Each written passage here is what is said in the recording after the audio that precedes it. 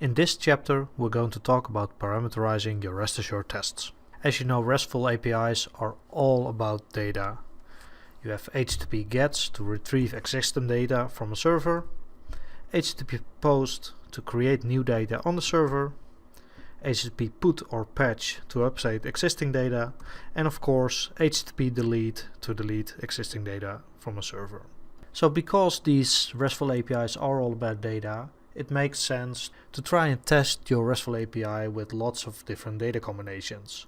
You can call them examples, you can call them maybe test cases, I don't really care. But what you typically want to do is try a number of different data combinations to see whether your RESTful API processes them in the way you expect it to. Now, there's a very straightforward way to repeat your rest assured tests with different sets of data, and that's simply by copying and pasting the test that we've seen before.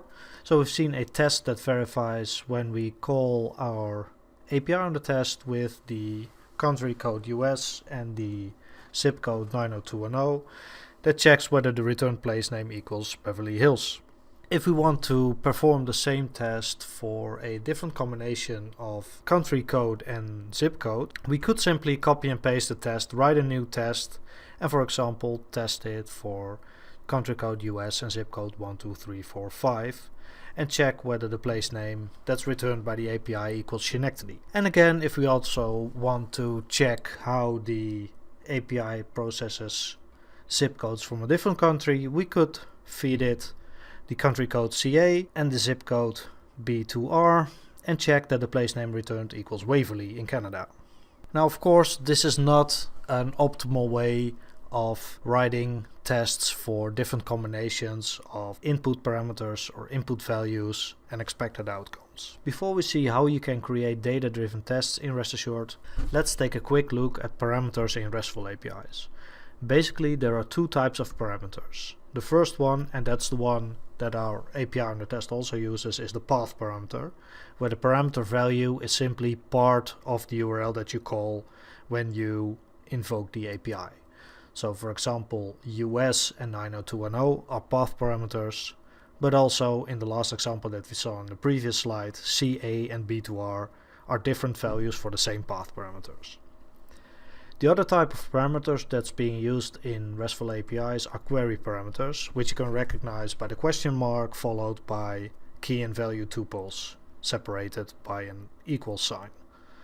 So for example, there's a different API that calculates the MD5 checksum for a plain text string, and for this specific API you specify query parameters with a key text and a value which can contain any sort of string like apple or banana, and it returns the MD5 value for that specific value of the text query parameter. So how do you go about creating a parameterized rest assured test? Let's take our example as a starting point and work from there. The first step is to create a test data collection, which is a collection of input and expected outcome values that we want to feed to our test. Now, rest assured in itself does not provide a feature to specify sets of data which you can use for different iterations of your test. You need to use the data provider mechanism of the underlying unit testing framework that you use.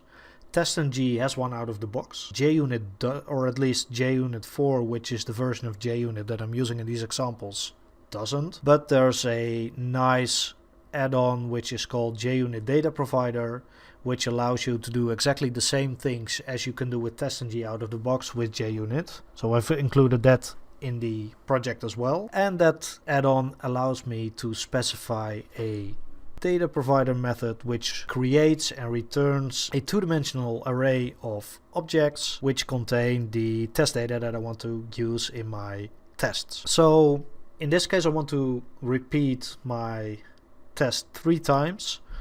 The first iteration is with country code US, zip code 90210, and then I expect the place name to be Beverly Hills.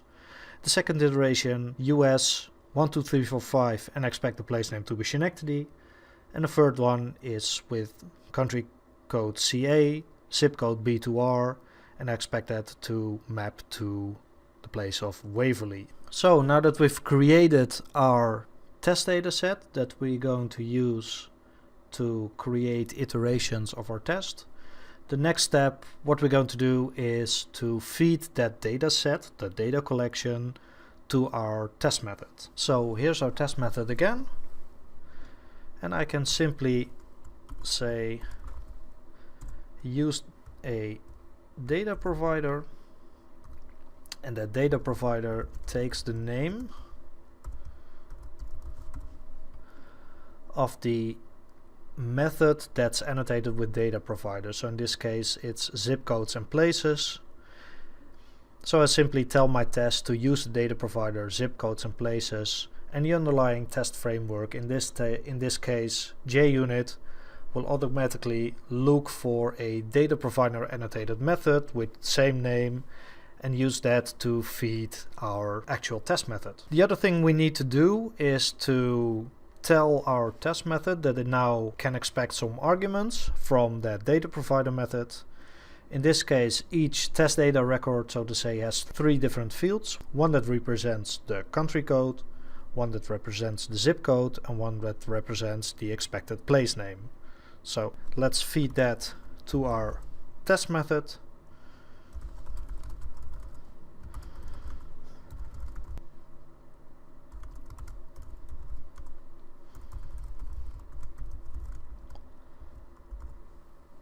And it's really important that you respect the order in which the test data fields appear in your test data object, because the mapping is simply done in the order in which they appear in your test data set. So the first field in a test data record will be mapped to the first parameter of the test method, the second field to the second parameter in the test method, and so on. Step 3 is telling our rest assured test that it now has to accept path parameters, and those path parameters are populated by the values from our test data set.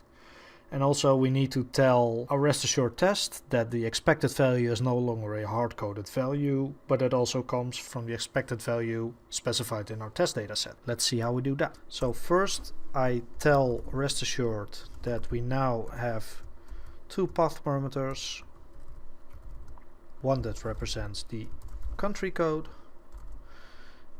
which takes the value of the country code parameter,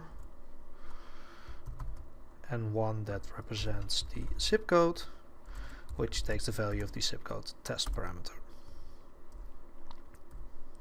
And we replace, the trick now is to replace the hard-coded path parameter values in the get method in our test with the names that we gave to the path parameters enclosed by curly brackets. So this one, US, is replaced by country code, and 90210 is replaced by zip code. And rest assured, we'll now automatically substitute the value of the path parameter country code, which is being passed to the test method from the data provider, with the actual value of that country code specified in the test data object. And the same goes for the zip code. And the last thing that we need to do is replace the hard-coded expected value for the place name, which is Beverly Hills, with the expected place name that's also specified in the test data set in the data provider. So if we now run our parameterized rest assured test, we can see that it runs the same test 3 times now. So essentially for the statistics it runs 3 separate tests, and as you can see it runs the first iteration with the values US 90210 and the expected place name Beverly Hills, the second iteration with zip code 12345 and the expected place name Schenectady, and the last one with country code CA, zip code B2R, and the expected place name of Waverly. And this means we successfully parameterized our rest assured test, and this means we can now get rid of our copy and paste tests where we simply replaced the values specified to the API and expected values in our Hemcrest assertions.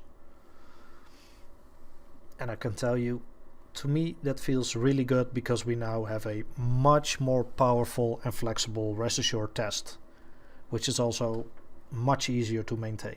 And to illustrate the power of having parameterized rest assured tests, let's take a quick look at what happens if we have to update our test dataset that we use to feed our rest assured tests. As a quick example, let's see what we need to do if we want to specify another example or another test case. If we also, for example, want to verify specific zip codes in the Netherlands. Then, as you might expect, the only thing that we need to do is specify yet another test data record with, for example, a country code NL, a zip code of 1001, which is a zip code in Amsterdam.